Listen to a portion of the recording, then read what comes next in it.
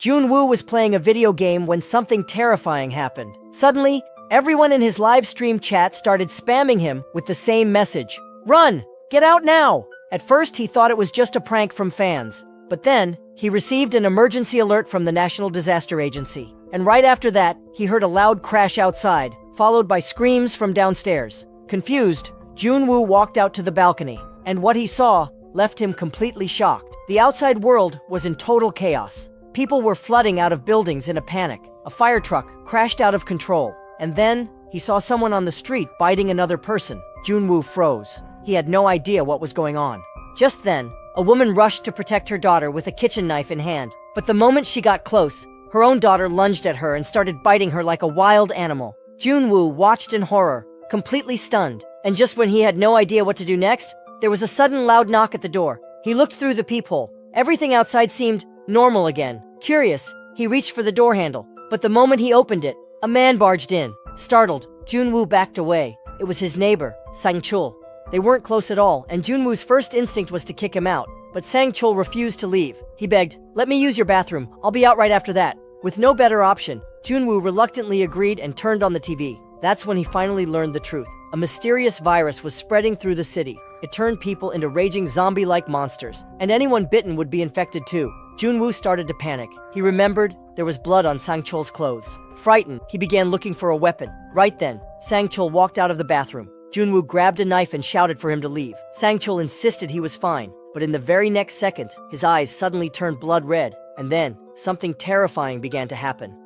Just as the creature was about to break through, Junwoo had a sudden realization. These zombies weren't very smart. So, he climbed over the edge of his balcony railing and dangled himself outside, holding on tight. The zombie charged straight at him, missed completely, and fell right off the high-rise building. Junwoo held on for dear life and barely made it. But as he looked back up, he saw something that crushed his heart. The brave cop had already turned into a zombie. After surviving the chaos, he immediately reinforced the front door. Then, he just gave up on everything. He drank his dad's old wine, ate instant noodles when hungry, took naps when tired, and cried in silence whenever he felt broken. But that peaceful misery didn't last long. He soon ran out of food. Just when he was drowning in despair, he miraculously received a voice message from his mom. But the signal was too weak. No matter what he tried, the message wouldn't play. So he took a huge risk and climbed out the window to find a signal.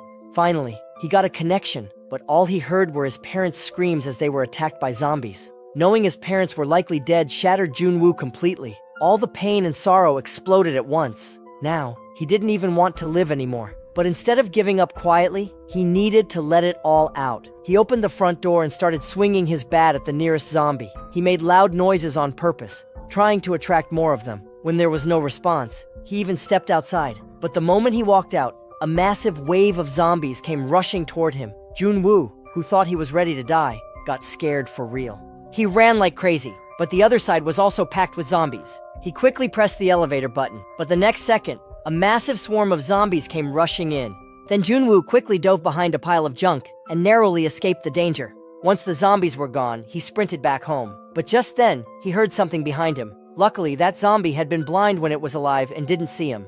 Junwoo seized the moment, rushed into his apartment, and slammed the door shut. Just as he was about to take his last breath, a red light suddenly shone through the window. It came from the building across the street. In that instant, Junwoo realized he wasn't the only survivor.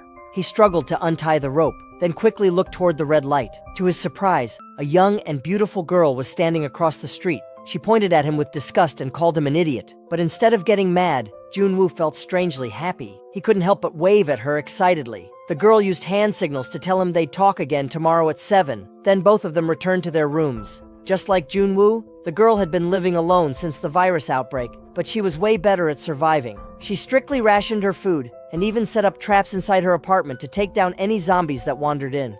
The next day, they exchanged names. The girl's name was Kim. By then, Junwoo had gone a whole day without food. He held his stomach in pain. Kim noticed his situation and decided to send him something to eat. Her plan was to tie a string to a baseball, throw it across, and use it to connect the two buildings. But she underestimated the distance. Luckily, Junwoo realized what she was trying to do and used his drone to fly the string over to her. It worked, and soon, Junwoo received Kim's food package. He finally enjoyed a good meal. But right then, something unexpected happened. A zombified firefighter noticed the baseball tied to the string. Junwoo immediately warned Kim. As she rushed to untie the string, the zombie yanked it hard, slamming a table into Kim and knocking her out. Even worse, this zombie still had the skills from when he was alive. He started climbing the building. Junwoo grabbed a bottle and threw it at the zombie to distract him, but the zombie didn't care at all. As it climbed closer to Kim's apartment, Junwoo flew his drone over to interfere.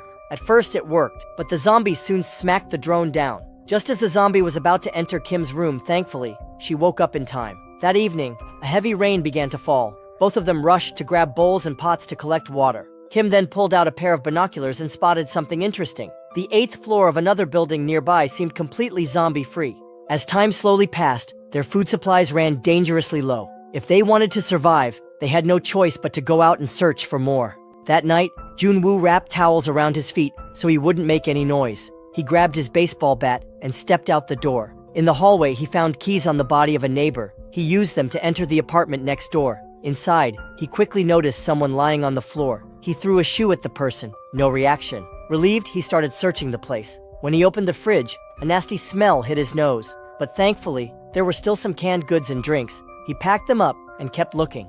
In the room with the body, he found even more cans and 2 walkie-talkies. Just as he was about to leave, Junwoo made the dumb decision to check out the body more closely. Suddenly, a zombie lunged at him from behind. He grabbed the body and used it as a shield to block the attack. Then he bolted down the hallway, sprinted all the way home, and slammed the door shut. That night, he enjoyed his most satisfying meal in days. After eating, he packed half the food in one of the walkie-talkies into a box and sent it over to Kim using the string between their buildings. The next morning, a voice came through the walkie-talkie. It was Kim, thanking him for the food. Hearing another human voice again made Junwoo feel emotional. From then on, they talked every day on the walkie-talkies. Their friendship gave them the strength to keep going in this nightmare. But that day, while they were chatting, they suddenly heard what sounded like rain. Junwoo rushed to the window to collect water, but when he opened it, he froze. There was no rain. It was the sound of zombie footsteps. For some reason, all the zombies had gone into a frenzy and were storming the building. Just as Kim picked up a handgun dropped by a fallen cop, a zombie tackled her to the ground. At that critical moment, Junwoo arrived just in time. He took down the zombie and pulled her into the stairwell. Once they made it inside the new building, they quickly shut the glass door. Right before the door gave in, they managed to squeeze into the elevator. Luckily, it still had backup power. They had already scouted the 8th floor before, and just as expected, it was quiet.